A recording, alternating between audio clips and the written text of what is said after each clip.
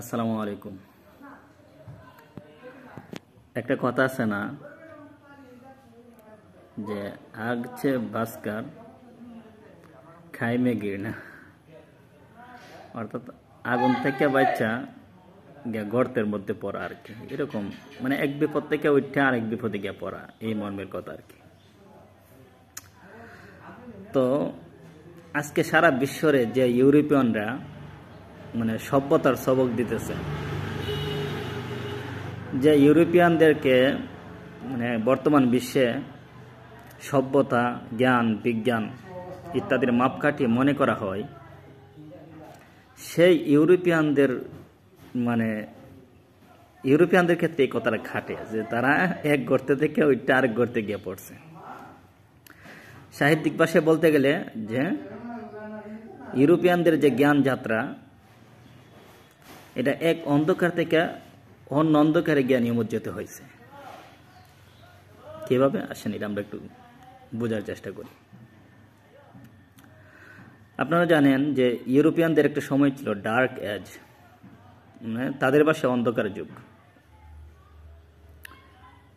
তো ইউরোপিয়ানদের অন্ধকার যুগ ধরা হয় ৫ম শতাব্দী থেকে ১৫ শতাব্দী পর্যন্ত।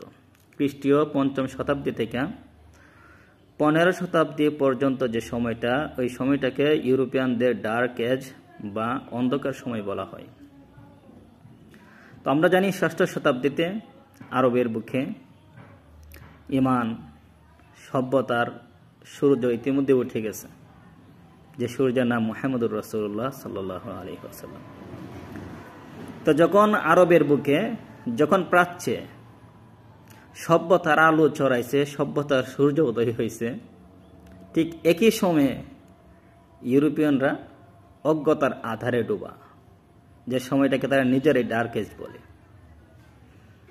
আল্লাহ তাআলার যে কুদরতটা লক্ষ্য করেন, যে সময়ে এই অবহেলিত প্রাচ্য সভ্যতার সূর্যোদয় ঘটাইছে, ঠিক একই সময়টা ইউরোপিয়ানদের জন্য হইল অন্ধকার যুগ, ডার্ক এজ। তো তারা কিভাবে এক গর্ত থেকে ওইটা অপর গর্তে পড়লো, এক অন্ধকার থেকে বাচ্চা আরেক অন্ধকার গিয়ে পড়লো, এই বিষয়ে আজকে কথা। তো আপনারা জানেন ইউরোপিয়ানদের ইউরোপীয় জ্ঞান যাত্রার একটা সিলসিলা আছে, একটা ধারাবাহিকতা আছে। তো খ্রিস্টীয় ৫ম শতাব্দীতে রোমান সাম্রাজ্যের পতনের পরে ইউরোপের যে শাসন কাঠামো আছে, যে ব্যবসা বাণিজ্য, অর্থনীতি, নৈতিকতা, সব কিছু ভেঙে পড়ে।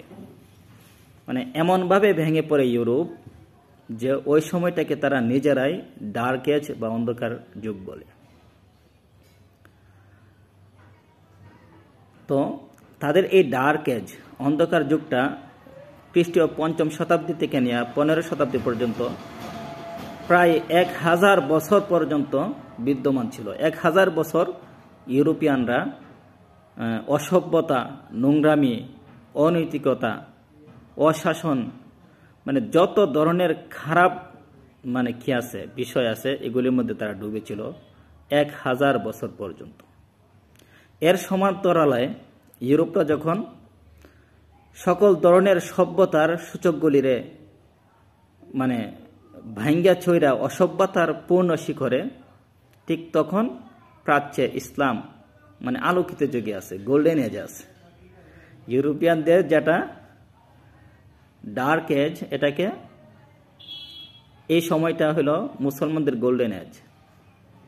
মুসলমানরা সভ্যতার পূর্ণ শিখরে আছে। ইউরোপিয়ানদের ডার্ক এজে কি অবস্থা ছিল? তাদের অবস্থা খুবই ভয়াবহ ছিল। একে তো তাদের কোনো শাসন কাঠামো ছিল না, পুরা ইউরোপ ক্ষুদ্রে ক্ষুদ্রে রাষ্ট্র বিভক্ত, গৃহযুদ্ধে আক্রান্ত, এক রাষ্ট্র অপর রাষ্ট্রের উপর মানে জুলুম, নির্যাতন, যুদ্ধের মধ্যে জড়িত। তারপর তাদের ব্যবসা বাণিজ্যের কোনো সুরত ছিল না। রোমান রুটগুলি ভেঙে যাওয়ার পরে মানে বৈশ্বিক ব্যবসা তো দূরের কথা, তাদের মানে এক অঞ্চল থেকে অন্য অঞ্চলে পর্যন্ত ব্যবসার সুযোগ ছিল না। শুধু ভিলেজ মার্কেট ছিল, নিজেদেরটা করত, নিজেদেরটাই ব্যস্ত, এর বাহিরে কোনো ব্যবসার সুযোগ তাদের ছিল না। তারপর কৃষিকাজও তারা বেগার খাটতো, মানে পশু পাখির মতো। মালিক জমিদার, জমির মালিকের আন্ডারে কাজ করত, হ্যাঁ, গরু ছাগলের মতো জীবনযাপন করত, শেষে 2 মুঠা খাবার। নৈতিকতার দিক থেকে তো এত নিচে নেমে গেছিল, এটা বলার মানে ভাষায় প্রকাশ করা আসলে সম্ভব না। খুন, রাহাজানি, ডাকাতি, হ্যাঁ, যুদ্ধ বিগ্রহ, অপবিত্রতা, অপরিচ্ছন্নতা, মানে এমনভাবে ছড়াই পড়ছিল যা বলার মতো না। আপনারা শুনলে অবাক হবেন যে ইউরোপের এই অন্ধকার সময়ে গোসল করা নিষেধ ছিল বা অনুৎসাহিত করা হয়তো গোসল করার। বলা হয় রানী ইসাবেলা তার জীবনে মাত্র 2 বার পা ধোয়ার মতো অপরাধ করছিল। তো রানী ইসাবেলা তার জীবনে মাত্র 2 বার পা ধোয়ার মতো অপরাধ করছিল।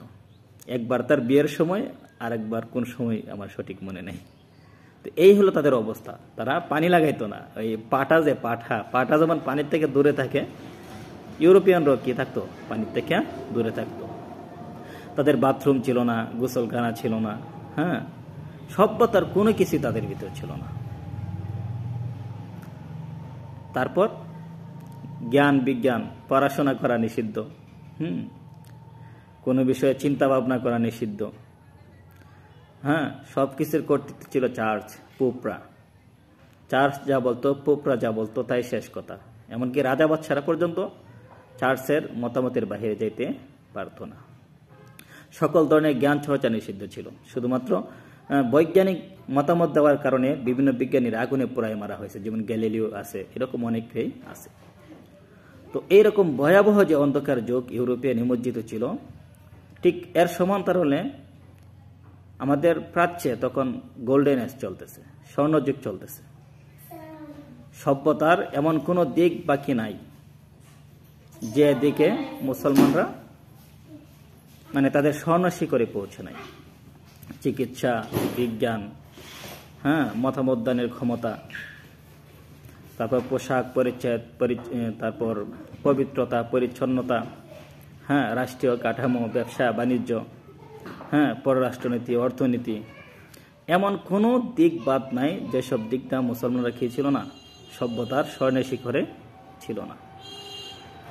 তো একদিকটা মুসলমানরা তাদের গোল্ডেন এজ পার করতেছে, অপর দিকটা ইউরোপিয়ানরা তাদের ডার্ক এজ পার করতেছে।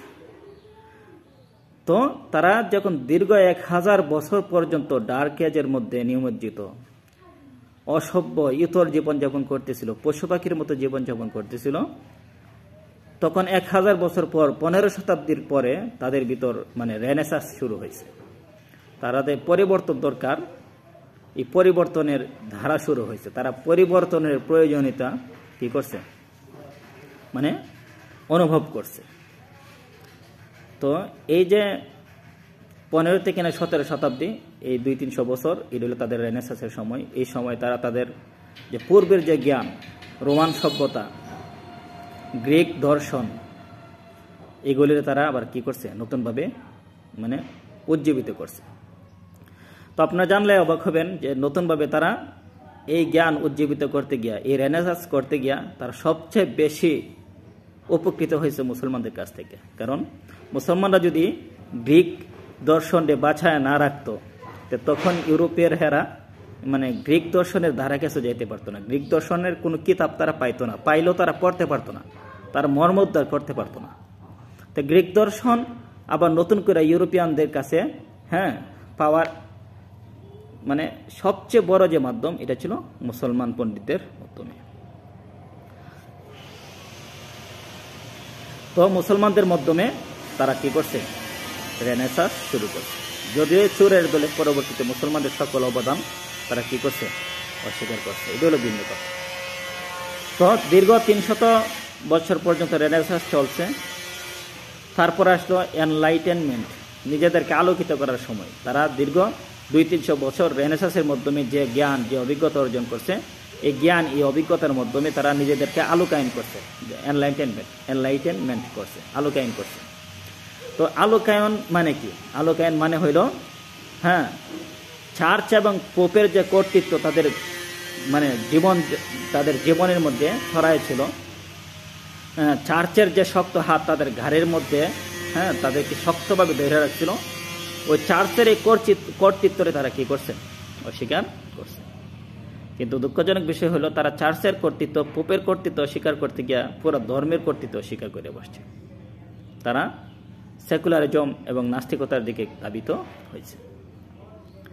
তো তারা রেনেসাঁস শুরু করছিল, এনলাইটেনমেন্ট শুরু করছিল নিজেদের জীবন উন্নত করার জন্য, ডার্ক এজ থেকে পার হয়ে নিজেদের জীবনকে সুন্দর করার জন্য, সভ্য হওয়ার জন্য। কিন্তু তাদের সভ্যতার এই সফর শেষ পর্যন্ত গিয়া আল্লাহদ্রোহিতায় পড়ছে, ধর্মহীনতায় পড়ছে। তো তারা বৈশ্বিক যে অন্ধকার, জাগতিক যে অন্ধকার, এই জাগতিক অন্ধকার থেকে বাঁচার জন্য যে যাত্রা শুরু করছিল, এই যাত্রা তাদেরকে শেষ পর্যন্ত জাহান্নামের অন্ধকারে, কুফরের অন্ধকারে, আল্লাহদ্রোহিতার অন্ধকারে নিয়ে পৌঁছাইছে। তো কি হয়েছে? তো এনলাইটেনমেন্ট, আলোকায়ন, নিজেদেরকে আলোকায়ন করতে গিয়ে তারা চার্চের কর্তৃত্ব বাদ দিছে, পোপের কর্তৃত্ব বাদ দিছে, ধর্মরে অস্বীকার করছে। ধর্মরে অস্বীকার কইরা তারপর তারা সেকুলারিজম, ডেমোক্রেসি, লিবারেলিজম, মার্ক্সবাদ, যত ধরনের আবর্জনা এখন বর্তমানে আমরা দেখি, যত ধরনের কুফরি তন্ত্র মন্ত্র আবর্জনা, বস্তাপচা মতবাদ আমরা দেখি, এই সবগুলো ওই আলোকায়ন এবং রেনেসাঁসের গর্ভ থেকে ইউরোপ কি দিছে? জন্ম দিছে। এটা হলো তাদের নিজস্ব প্রয়োজনে, তাদের যে অভিজ্ঞতা, তাদের যে অসভ্যতার আধার থেকে সভ্যতার আলোতে আসা যে একটা ধারাবাহিক প্রচেষ্টা, এই ধারাবাহিক প্রচেষ্টার ফলাফলটা হইল এই আজকে বর্তমান যে বস্তাপচা যে মতবাদগুলি আছে, এই মতবাদগুলি। তো আজকে আমরা যে মতবাদগুলিরে নিজেদের দেশকে সুগঠিত করার জন্য, নিজেদের জাতিকে উন্নত করার জন্য, বৈশ্বিকভাবে উপযুক্ত হওয়ার জন্য যে মতবাদগুলির আমরা গ্রহণ করছি, এগুলি হলো ইউরোপের অভিজ্ঞতার ফল। এগুলি হলো ইউরোপের অভিজ্ঞতার ফল। ইউরোপ তাদের যে অভিজ্ঞতা তারা পাইছে, তারা যে অসভ্যতার চূড়ান্ত সীমার মধ্যে ছিল, তারা যে পোপের কর্তৃত্বে নিজেদের জীবন একদম নাজেহাল হয়ে গেছিল, ওই অভিজ্ঞতার থেকে তারা কি করছে? পোপের কর্তৃত্ব, চার্চের কর্তৃত্ব, ধর্মের কর্তৃত্ব বাদ দিয়ে চেষ্টা করছে। কিন্তু মুসলমানদের সময়ে, মুসলমানদের দেশে, মুসলমানদের সমাজে এরকম অভিজ্ঞতা কখনো আসে নাই। কিন্তু সমস্যা হইল লর্ড মেক্লের যে সন্তানরা আছে, লর্ড মেক্লের সন্তানরা কি করছে? তারা ওই ইউরোপের যে অভিজ্ঞতা, ইউরোপের যে অভিজ্ঞতা প্রসূত যে মতবাদগুলি আছে, তারা হুবহু এই মতবাদগুলিরা তারা মুসলিম বিশ্বে কপি পেস্ট করে দিচ্ছে। অথচ তারা চিন্তাও করে নাই যে ইউরোপিয়ানরা যে অভিজ্ঞতা থেকে এই ফলাফলগুলি লাভ করছে, এই অভিজ্ঞতা কখনো আমাদের হয় নাই, মুসলমানদের হয় নাই। তো আমি যা বলতেছিলাম, ইউরোপিয়ানরা ছিল অসভ্যতার একদম চূড়ান্ত সীমায়, তারা পশু পাখির মতো জীবনযাপন করত। ওই অসভ্যতার চূড়ান্ত সীমায়, এই অসভ্যতার আধার থেকে তারা বাঁচতে গিয়া যখন তারা রেনেসাঁসের মাধ্যমে তারা যখন একটা দীর্ঘ যাত্রা শুরু করছে, এই যাত্রার ফলাফলে তারা দুনিয়াবি অন্ধকার থেকে তো বাঁচছে, কিন্তু তারা কি করছে? আবার ক্ষুধাদ্রোহিতা, নাস্তিকতা এবং অনৈতিকতার অন্ধকারে ডুইবা গেছে। অর্থাৎ তারা এক বিপদ থেকে উঠে গিয়া আরেক বিপদের মধ্যে পড়ছে। অথচ ইউরোপিয়ানরা যখন তারা রেনেসাঁস করছে, পোপের হাত থেকে নিজেদেরকে বাঁচানোর চেষ্টা করছে, চার্চের হাত থেকে নিজেরা বাঁচানোর চেষ্টা করছে, ঠিক একই সময়ে তাদের সমান্তরালে এই বিশ্ববন্ধু ইসলাম তার গৌরব নিয়ে দাঁড়াইছিল। তারা ইচ্ছা করলেই পোপের কর্তৃত্ব থেকে বাহির হইয়া ইসলামের আলোতে আসতে পারত, তারা তাদের দুনিয়াও সুন্দর করতে পারত, তাদের আখিরাতও সুন্দর করতে পারত। কিন্তু না, তারা পোপে বাদ দিতে গিয়া, চার্চের বাদ দিতে গিয়া পুরা ধর্ম এবং ঈশ্বরেরই বাদ দিয়া দিছে। তারা জাগতিক অন্ধকার থেকে বাঁচতে গিয়া তারা যে আল্লাহ তাআলার কুফরের অন্ধকারে ডুবাই গেছে। তো তাদের যে ব্যাপারটা, যে তারা জাগতিক অন্ধকার থেকে বাঁচতে গিয়া কুফরের অন্ধকারে নিজেদেরকে ডুবাইয়া দিছে। তো দুঃখজনক ব্যাপার হইল, ওই যে ইউরোপ এক অন্ধকার থেকে বাঁচা অপর অন্ধকারে গিয়া উপনীত হয়েছে, ওই অন্ধকারের যে ফলাফল আছে, সেকুলারিজম, ডেমোক্রেসি, লিবারেলিজম, এই সেই হিউম্যানিজম, এগুলির আমরা কি করছি? চোখ বুজে অনুসরণ করা শুরু করছি।